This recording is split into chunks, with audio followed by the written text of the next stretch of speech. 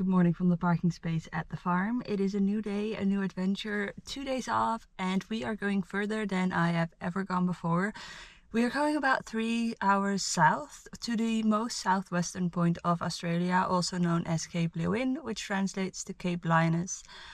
I will be doing a stop in Busselton because today is actually a national holiday. It is the King's birthday, which I'm assuming has something to do with the UK, but I'm not entirely sure. Either way, it is going to be extremely busy, so we are getting an early start today at 7. So I should get in around 10ish, but I am going to do a quick grocery stop along the way. So around 11ish, I'd say. And I also need to book a campsite because I have not done that yet. But I would love to go down to Cape Leeuwin, see the lighthouse, and then maybe tomorrow go to Hamlin Bay because that one's known for stingrays. It's a lot of driving, but I'm gonna put on some good tunes and we are going to make the most of it because I want to see the most of it.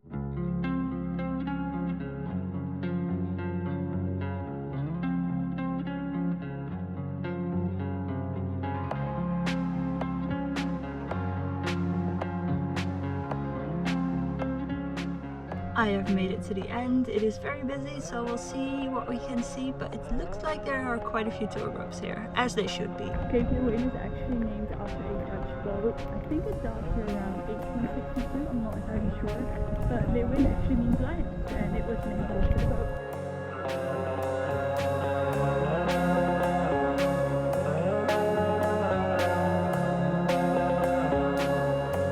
Behind me is actually where two oceans meet. You've got the Southern Ocean and the Indian Ocean. Or the Indian and the Southern, I'm not sure which one's which, but at least the two of them meet all the way down here.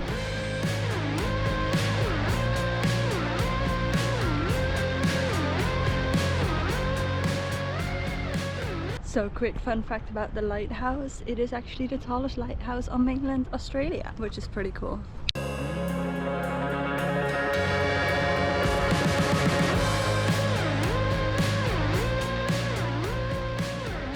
One of the windiest spots and it is absolutely insane. There's high waves, but waves can get up to 10 meters here, and the area around the lighthouse is a no-fly zone for drones, but I wouldn't want to fly there anyway given the amount of wind here, so I guess it's a win-win, but I guess no drone footage today. If you happen to visit between May and December, keep an eye out for whales because they migrate along this track along the coast and you do have a chance of seeing them. Now unfortunately I didn't see any today, but you know, maybe somebody else will get lucky. Since we didn't find any whales, we are going to try to find some dolphins. So I'm driving 10 minutes back up to Augusta and there is a place called Hardy Inlet, which is like, I'm not sure if it's a river or lake. Either way, I don't know if we can actually see some dolphins, but we're gonna try. So I'm gonna drive back up to Augusta and we'll see if we can actually find some dolphins. If not, we might be able to check out the town. I'm not sure how much there is to do, but it's worth a try. It's really nice and tranquil here, but not quite the water view I was expecting, but still very nice. I mean, look at that. Now this is looking more like it. Let's see if we can fly the drone.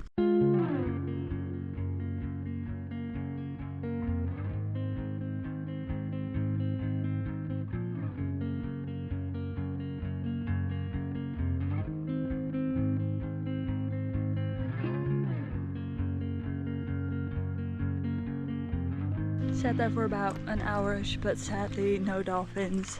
Unfortunately, unsuccessful today. I think what I'm gonna do right now is drive back towards Hamlin Bay because that is where I'll be staying for tonight and maybe check out the beach there.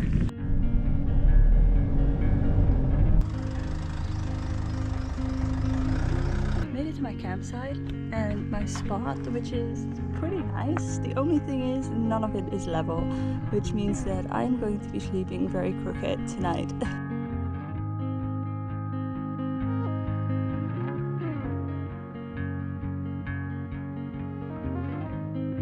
And just like that, we've got a fully functioning bed. It is genuinely a 1-minute walk from my campsite to the beach, which is so amazing. And the woman who did my booking was so lovely. She was so kind and oh, look at this view.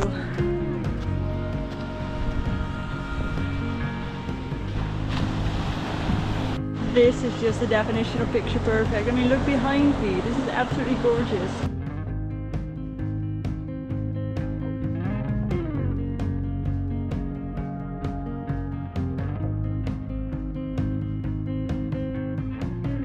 It's insane how much my mood just improves the moment I'm by the beach.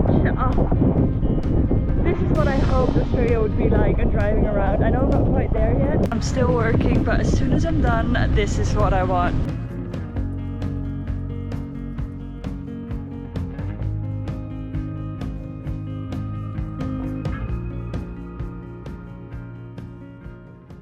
As you can see, the water behind me is perfectly turquoise, but according to the sign, actually at least 11 shipwrecks lie beneath at the bottom of the sea. I think from back in the 1900s, of people who came here to a foreign land trying to build a new life, but none of them made it, or at least the 11 that are on the bottom of the ocean didn't make it. But looking at the water and how blue it is, you'd never know unless you read the sign, I guess, but that's pretty interesting. But this view is absolutely spectacular. I mean, this is exactly what WA is all about and what I expected WA to be like. It is gorgeous. And actually behind me you can maybe see the jetty. It is old and I think it was destroyed by a flood and then destroyed later on, the remains of it, like what was left of it, by a tropical storm. Again, I'm not entirely certain on that, but either way, this is actually the original jetty that was here, or at least that what's left of it. They've left it there as a reminder of what it was and that there was once a jetty. Apparently that is the place to go to watch the stingrays, so let me show you. So that right there is the jetty, and then on this side of the beach, that's the best spot to watch the stingrays. Now again, I think maybe the woman at reception mentioned something about that they were there now, that they're starting to come, so I don't know if there's like a nesting season or a migration or whatever, but either way, I'm gonna check it out tomorrow morning and hope we see some.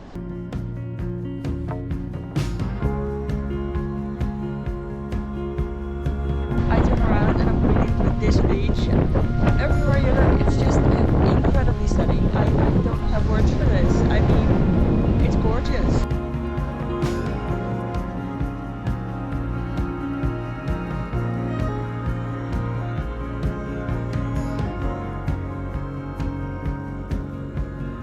But with those gorgeous views, I'm gonna call it a night. I'm going back to my tent, having some dinner, and then I think just reading a book until it's time to go to bed. I will pick this up tomorrow morning when we try to see some stingrays. We'll see if it actually happens, but I'll keep you in the loop on that.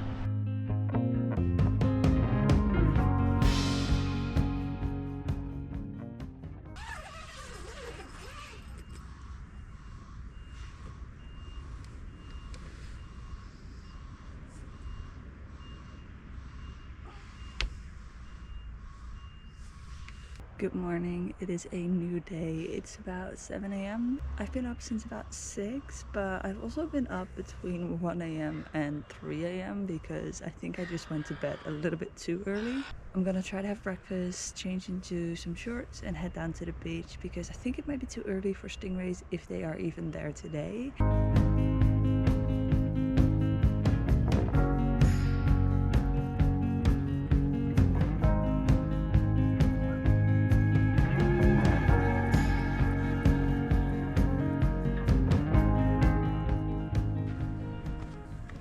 And just like that, everything is packed up. It took me maybe 5 minutes to do all of that. And technically you don't even have to take the bedding out, but I'm gonna need it for my room at the farm.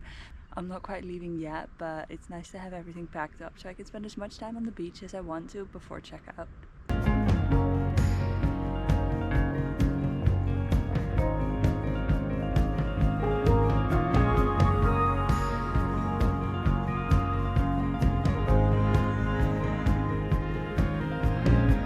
I think it's gonna be way too windy for any of the stingrays to show up.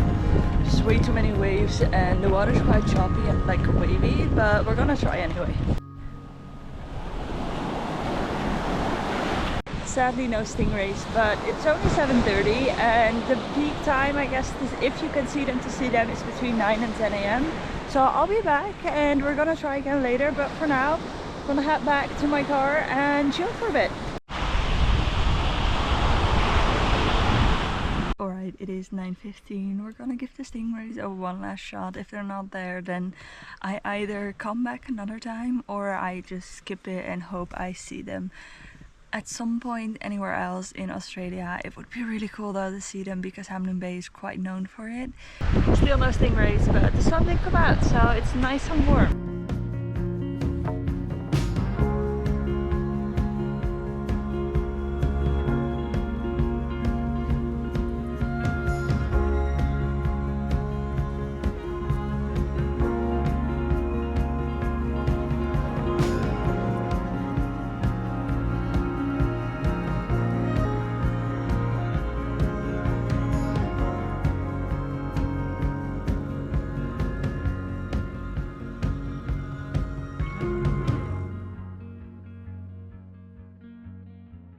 I am parked up right in front of the water. I don't know if you can tell behind me, but it looks absolutely stunning. I'm very excited. My relaxing session at the beach went a little bit longer than I anticipated. I don't actually have time anymore to go to the waterfall, but luckily I've been blessed enough to see many of waterfall in my life, so I'm not too sad about missing out on this one.